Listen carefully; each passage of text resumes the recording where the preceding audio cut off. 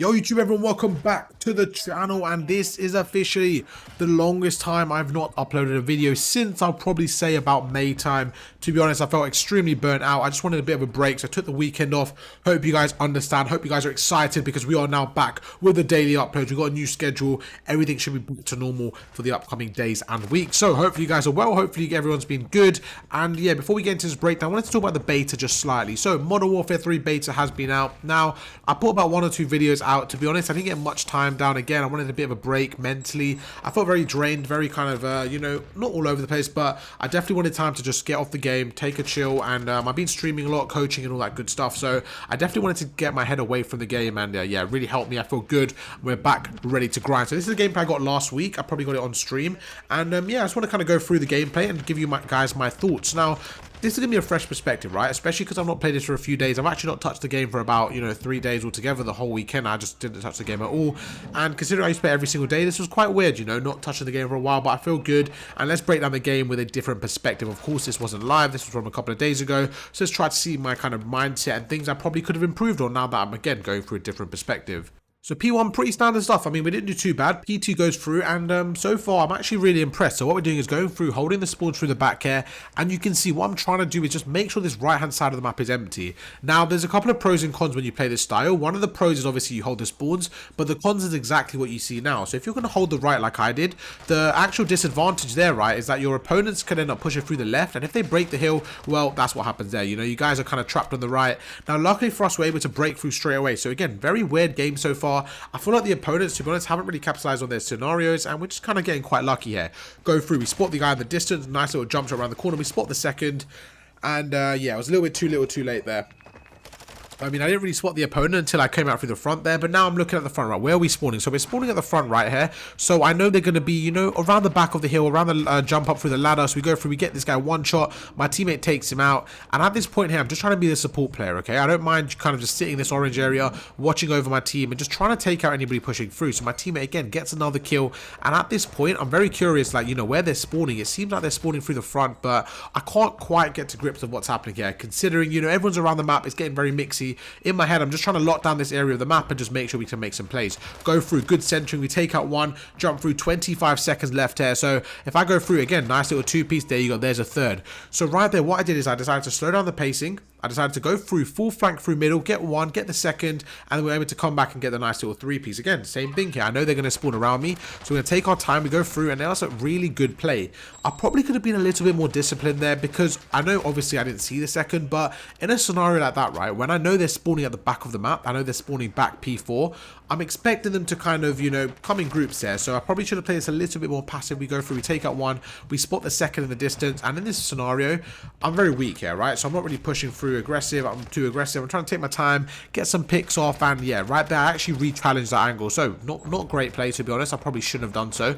But I mean, this hard point, you know, we got a 50-point lead. We need to break this. Now, a few things we did wrong here. I think one, to be honest, was just continuously pushing by myself. I kind of wanted to just make a play, get a kill or two, and to be honest, I thought like this was quite a difficult hill for us to break. I just think the whole team, we just didn't really push aggressive enough. We kind of took our time. We went individually, but nothing really happened there. But we get a nice little three-piece, well, not three-piece, but we're able to take out the third. My teammates get two, and just how that we're going to push through. See how I spot the guy on my right here? So we're going to go around the corner, take him out. And me personally, I'm a big fan of this play, okay? I remember what happens here, and I actually love this play.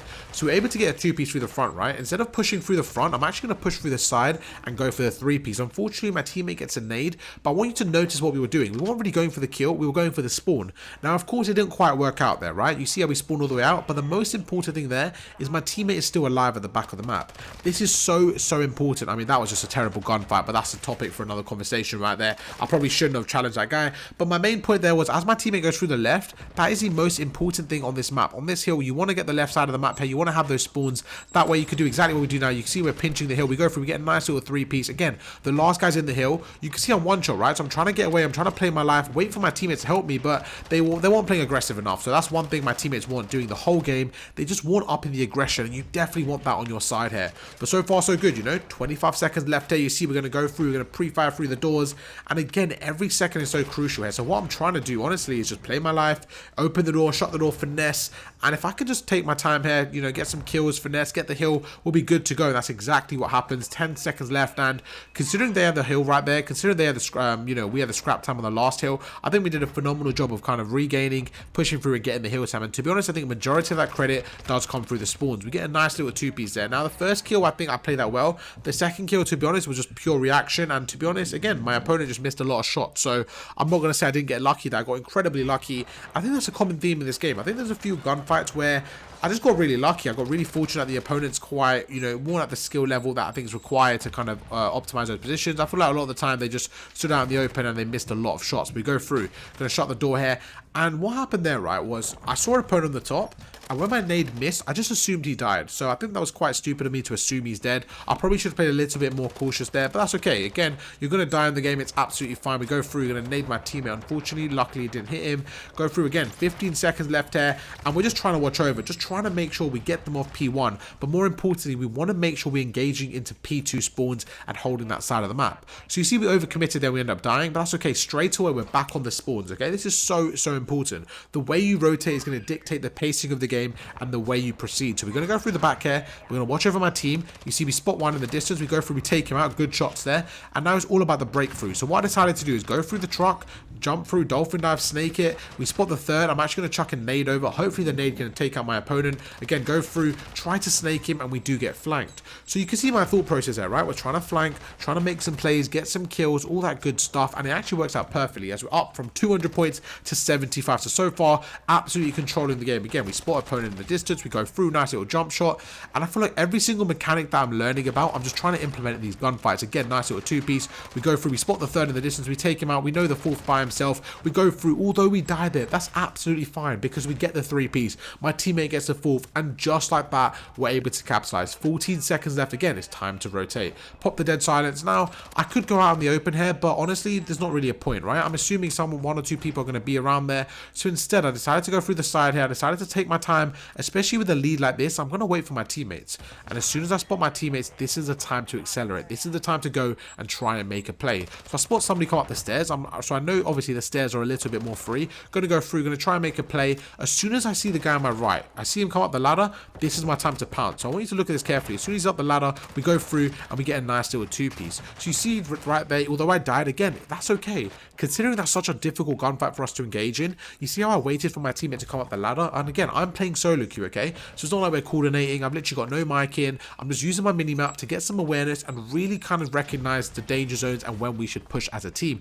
We go through again. We're going to shoulder with a ladder, take our time. We push through. We get one, turn around, absolutely fry the second.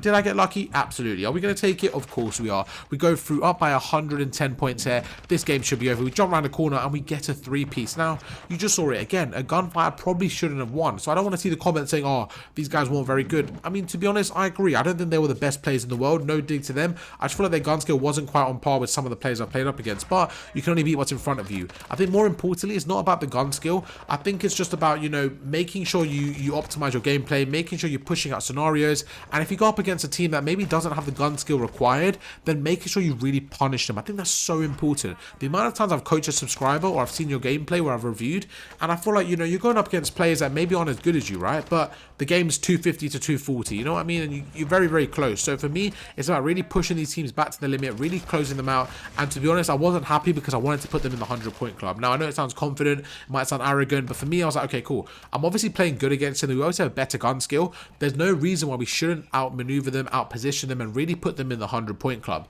So that was my goal for this game. Unfortunately, it doesn't quite get there. You know, we're up by 100 points, so we will take it. And this is a scenario where, you know, 10 seconds left.